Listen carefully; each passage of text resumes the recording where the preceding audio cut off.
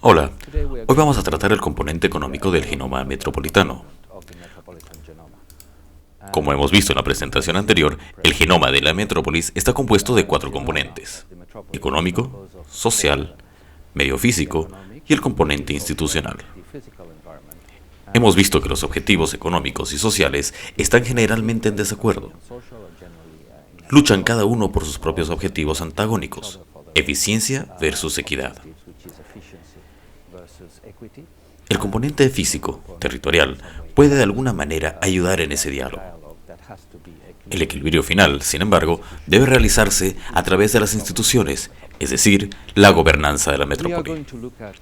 Vamos a ver hoy el componente económico. Como señala una economía clásica, hay 3 factores en el componente económico: el capital, el trabajo y el empresariado. Esos factores tienen que gestionarse lo mejor posible para lograr la competitividad de la economía metropolitana. Hay que conseguir una metrópolis competitiva para integrarse en el Concierto Mundial de Metrópolis. Como hemos visto anteriormente, las metrópolis son muy fuertes y con gran capacidad económica. Son extremadamente productivas. Si la metrópolis no es competitiva, se quedará fuera del juego de globalización. A medida que nos globalizamos, necesitamos que nuestra metrópolis sea competitiva e interactúe eficazmente con las demás metrópolis. ¿Cómo hacer que la metrópolis sea competitiva? Para que la metrópolis sea competitiva, hay que lograr una fuerte inversión de capital, una fuerza de trabajo capacitada y un fuerte espíritu empresarial. Veamos estos 3 factores uno por uno. El capital es necesario como multiplicador del esfuerzo de trabajo. Cuando se trata de capital, hay 2 tipos de capital: fijo y circulante. En una metrópoli, el capital fijo es extremadamente importante. El capital fijo son las infraestructuras, las calles, los edificios, todos los elementos fijos que constituyen lo que llamamos una ciudad. ¿Qué hay que hacer para atraer esos capitales a la metrópolis? Los capitales buscan alta rentabilidad, alta liquidez y bajo riesgo. Tienes que proporcionar una economía con esos 3 elementos para ser capaz de atraer esos necesarios capitales. No debes olvidar que la necesidad de capital y su distribución debe estar equilibrado con otros factores. En el siglo XIX, un psicólogo que creó lo que conocemos como la curva de Wundt fue el alemán Wilhelm Wundt. La curva de Wundt muestra que tienes un momento máximo y luego decaes, e incluso puedes llegar a números negativos. Eso se aplica mucho de las metrópolis, por ejemplo, la congestión del tráfico. Hay que tener una infraestructura para responder a las necesidades del tráfico. Pero si hay demasiado tráfico, congestionará las calles y terminará con el colapso de toda la metrópolis. ¿Debemos aumentar la infraestructura? Algunos dicen que sí. Hay que aumentar la infraestructura para poder proporcionar más capacidad de transporte. Otros dicen que no. Lo que se tiene que hacer es administrar esa infraestructura para hacerla más eficiente. Hay que gestionar y diversificar los modos de transporte, proveer movilidad y no solo transporte. No solo añadiendo infraestructura se incrementa la capacidad. Ese es un debate que veremos más adelante en estos videos. En cualquier caso, hay que saber atraer y gestionar ese capital para maximizar la eficacia de la metrópolis.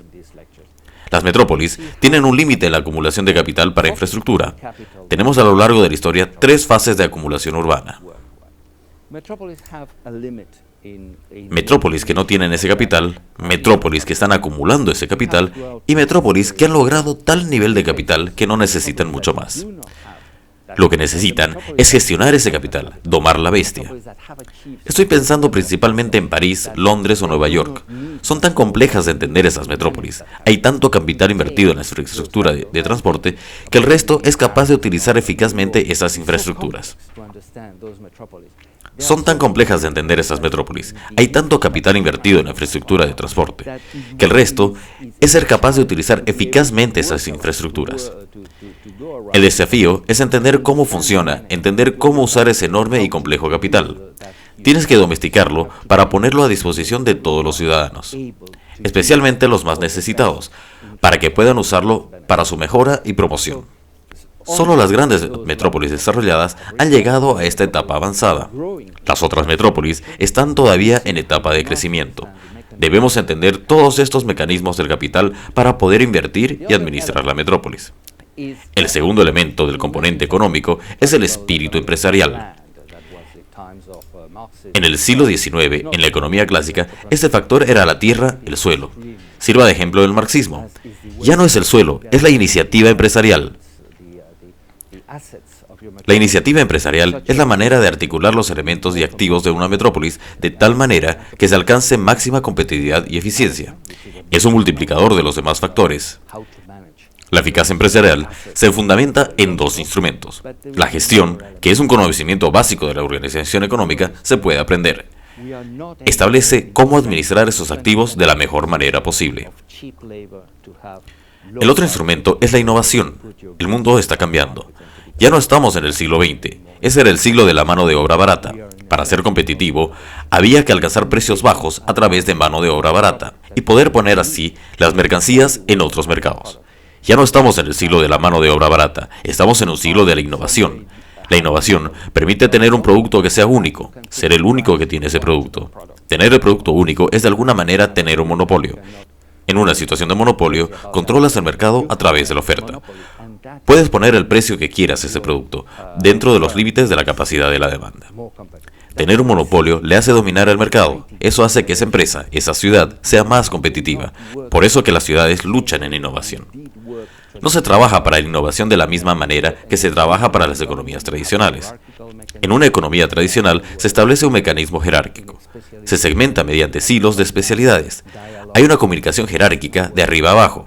Eso ya no funciona. Antoine van Agmel ha escrito un libro muy interesante que analiza ese cambio de la competitividad en todo el mundo. Ha cambiado. Necesitamos alcanzar esa nueva competencia. Ese es un tema que las metrópolis están esforzándose mucho. La necesidad de innovación y de competitividad. Debemos darnos cuenta que la innovación es diferente de la investigación. Cuando usted investiga, usted descubre. Saber cómo funcionan las cosas.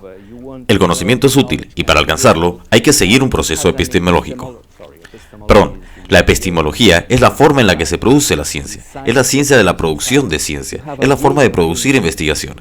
Ese es un proceso muy estructurado y muy rígido. Tienes que probar lo que has descubierto. No basta con enunciarlo.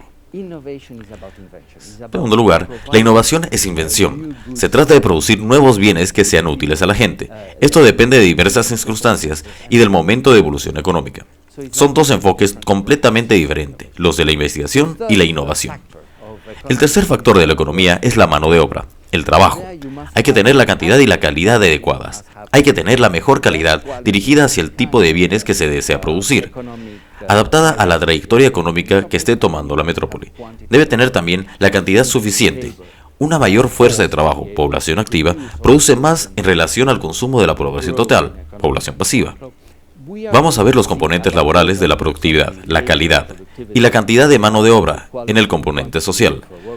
No voy a extenderme más por ahora en este componente laboral. Debemos entender que para alcanzar competitividad debemos conseguir estos tres elementos: atracción de capital, empresariado innovador y mano de obra cualitativa y cuantitativa. Es un requisito. Debemos saber manejar la economía de la metrópolis para hacerla más productiva y más competitiva. Si no se hace, la metrópolis se quedará fuera de los procesos de globalización. Se quedará en zonas de marginación, fuera del futuro. Será una metrópolis con crecientes problemas sociales, sin fondos ni capacidad para abordarlos. Acabamos de ver uno de los 4 componentes del genoma, la economía. Vamos a ver el resto de ellos en las siguientes presentaciones. Esperamos que se unan a nosotros. En la próxima trataremos el componente social del genoma. Se pueden descargar estas presentaciones en los enlaces que se ven en pantalla. Muchas gracias.